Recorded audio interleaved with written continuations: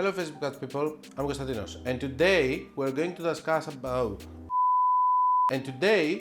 discuss about product saturation. What can you do about it?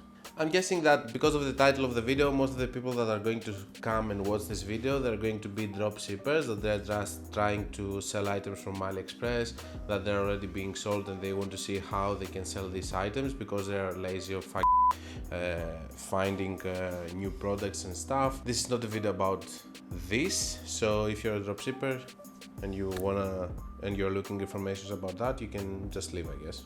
Bye. So you're having one product that is working very well, okay? It's working very well for the past 6 months, 7 months, 8 months, and then you start seeing a decline. This is basic marketing, and everybody, including myself, when you're doing your MBA, this is something that they're going to teach you. All the products are doing circles, okay? And you're having one product that is starting very well, and then you're having sales, and at some point you're seeing that this product is having decreased sales, or it's staying stable and it cannot move more, scaled more, or whatever. Why is this happening? Most of the times this is happening because of the competition. Of course, people are going to come and they're going to copy you. Also, you have a saturation. People are being bored of using the same product again and again and again. And then you're having also the fact that there may be other products that are better than you. So what are you doing is the thing that it's being called rebranding. So this goes mostly for companies that are having supplement brands and they're having, for example, if you have a t-shirt that is a bestseller and it's not selling anymore, okay, maybe you can put it in a hoodie, okay? This is what I'm trying to say. The design is what is selling. Maybe someone wants to wear also this design in a hoodie.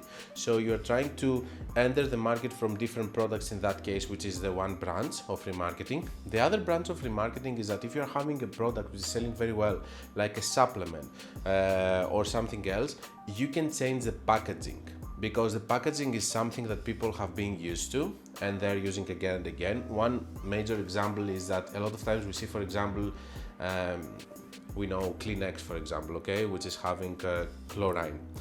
Kleenex in all of these years changed the packaging from this to that and that and that. So after that point you're saying, why do they change the packaging? Because people are being bored of using something that looks old. The same is happening with with Coca-Cola anyway, okay?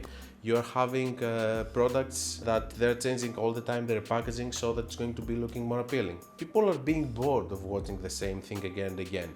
The only thing that is not going to change is the logo. The logo is going to stay the same because now it's a brand, okay? But the things that they're going to be advertised with this logo, they're going to change. So the rebranding can happen in two sides. Either you're going to use this product by using the logo or the thing that you are having in the t-shirt, the design or whatever, in another product. For example, we know that Coca-Cola has also Fanta, which is all about having lemonades and other soft drinks. And they're doing this so that they can sell more. This is also scaling.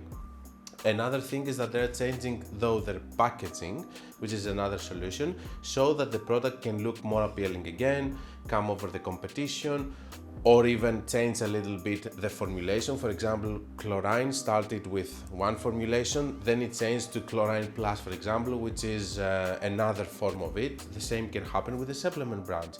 You can have this packaging, but now we are offering this with this, okay? Something that has already proven selling, we enhance it with something a little bit more. For example, another mineral, for example, so that it's going to look more appealing, and you're going to name it, if it's named Konstantinos Supplements, this one is going to be Konstantinos Plus, okay? It's going to have a better packaging, a new packaging and stuff. So what I want you to understand is every product is having a circle, and when the circle is done, you have to find solution. It doesn't mean that the product has died, okay? This is the whole purpose of this video.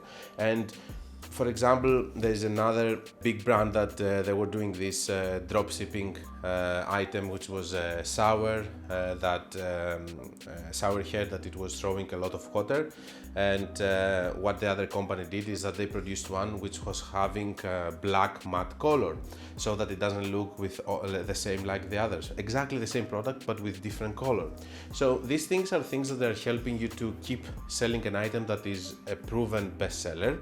You know that in this channel we like bestsellers because we think that in your stores, if you're having 1000 products, maybe 2 or 3 products are the best sellers that they're selling a lot. It doesn't mean that when you find these best sellers and they die after some saturation period, or because you scale too aggressively or too fast, that this is the end of the product and you should not do something in order to actually refresh it. That's all I had about this topic. I hope that it's going to be interesting. I hope that it's going to help some of you. And don't forget that if you want to learn more about Facebook ads, you can check my book or my free course. And until we meet again, guys, be creative and be consistent.